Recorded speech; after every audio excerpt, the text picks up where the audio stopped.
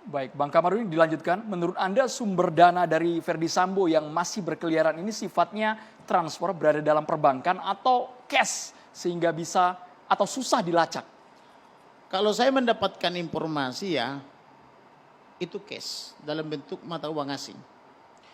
Supaya kalian ada kepercayaan, coba cari tahu berapa beliau punya mobil Lexus. Dan berapa harga mobil Lexus. Ada yang bilang 3, ada yang bilang 4, saya nggak tahu berapa, tinggal dihitung aja. Berapa dia punya bangunan mewah, baik yang dalam kota maupun luar kota. Bahkan ada lagi kepemilikan seperti rumah sakit, kalau nggak salah itu ada informasi, tapi saya belum verifikasi.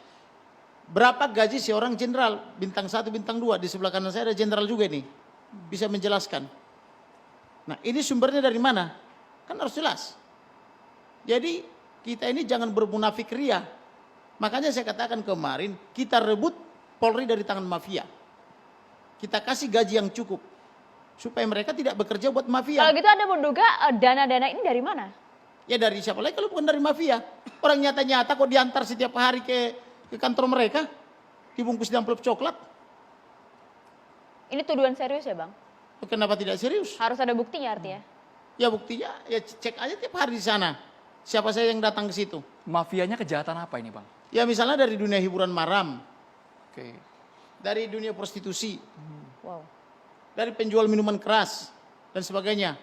Makanya kalau ada kejahatan-kejahatan tertentu, mereka itu pura-pura tahu.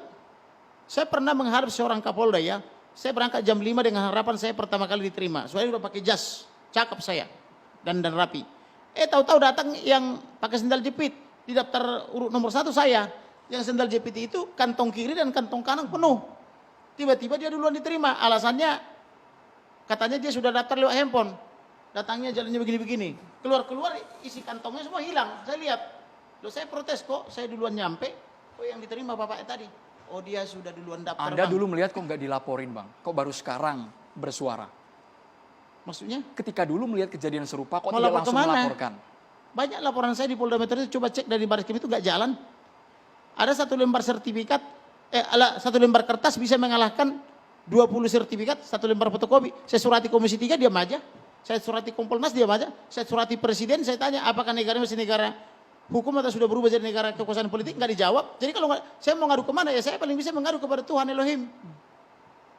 Karena mengadu ke lembaga negara, sekali kirim saya 60 surat, saya bisa buktikan.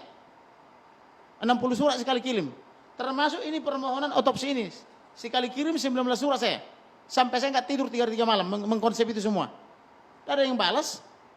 Yang ada kita dipermainkan hasil hasil otopsi tidak diberikan kepada saya tapi diberikan kepada wartawan. Wartawan saya bingung saya, gelagapan saya. Nggak ngerti mau jawab apa. Yang ada semua cuma permainan-permainan. Mau kita biarkan negaranya seperti itu terus atau mau kita perbaiki? Saya mau perbaiki. Siapa yang mau ikut saya? Ayo.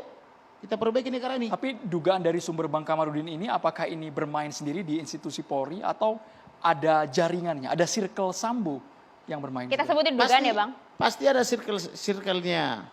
Saya pernah mendengar perwira polisi, mohon maaf dalam tanda petik yang baru melacur. Melacurnya begini. Aku tadi gemetaran loh katanya. Kenapa? Aku disuruh pergi ke salah satu mafia lah.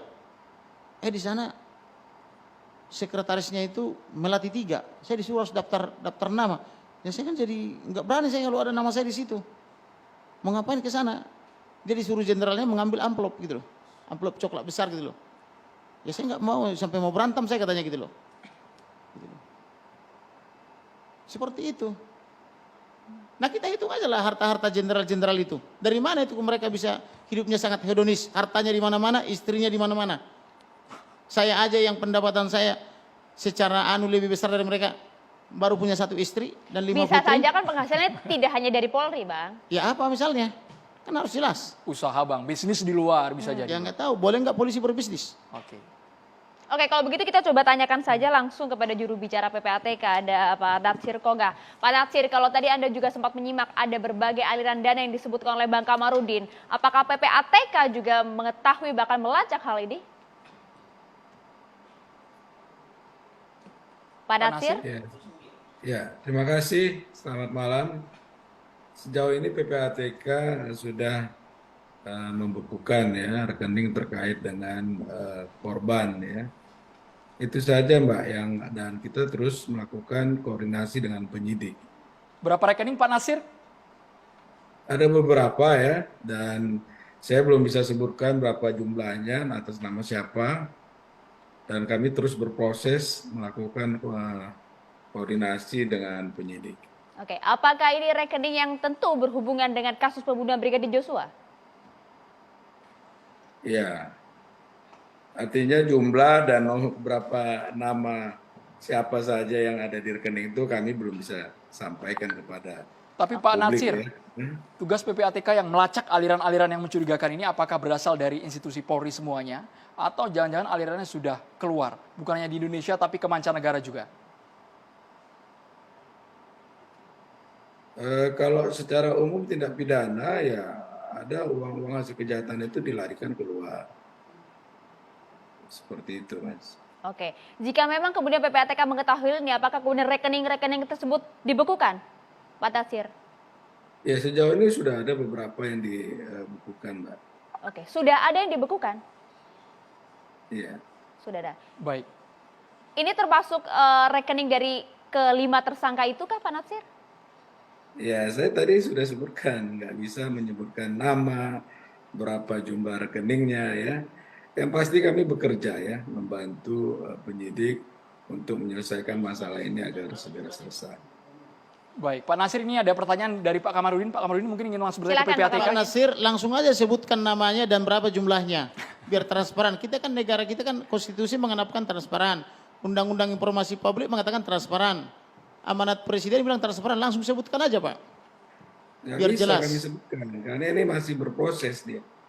Dan kami hadir kemari pun karena Undang-Undang Keterbukaan Informasi Publik, di mana kami sebagai lembaga publik, Misalnya yang tanggal hal-hal 11 umum Juli itu bisa 2022. kami sampaikan. Tetapi sesuatu yang terkait dengan masih dalam proses penyidikan.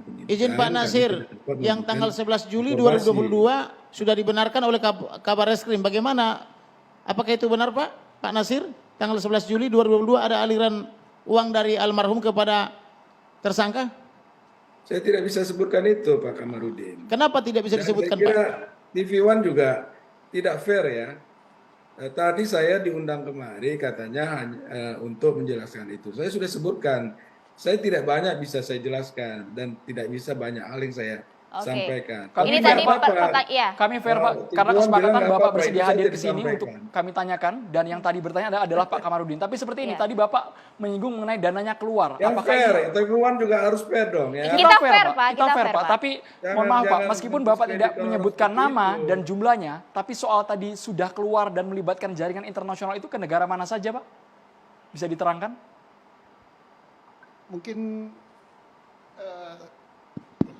Mungkin saya bisa menambahkannya, karena saya mantan PPATK. Memang undang-undang PPATK, kita yang membuat, rakyat menyuruh beliau, Komisi 3, kita tidak memberi kewenangan kepada PPATK untuk membicarakan apa yang dia lakukan. Begitu dia membocorkan transaksi itu, maka dia diancam dengan hukuman pidana. Semua level pegawai, baik pimpinan sampai dengan karyawan. Jadi begitu dia buka di sini, tinggal kita ngukum dia saja. Nah, jadi kita yang melarang dia ngomong itu. Nah, tetapi kita salut kepada PPATK, dia sudah kerja karena lembaga ini diminta atau tidak diminta, dia proaktif. Kalau diminta, dia lebih proaktif lagi. Sepakat. Yakinlah dia bekerja profesional dan hampir semua tindak pidana besar di negeri ini, baik korupsi, kemudian money laundering, kemudian teroris, itu dari PPATK. Kemudian termasuk juga ini saya kira PPATK sudah kerja, Oke. Pak. Artinya Tetapi PPATK sayang juga kita- menyelidiki juga aliran dana ini ya Pak kita, Nasir. Terima kita kasih yang Pak Nasir. membungkam mulutnya, kita yang membungkam.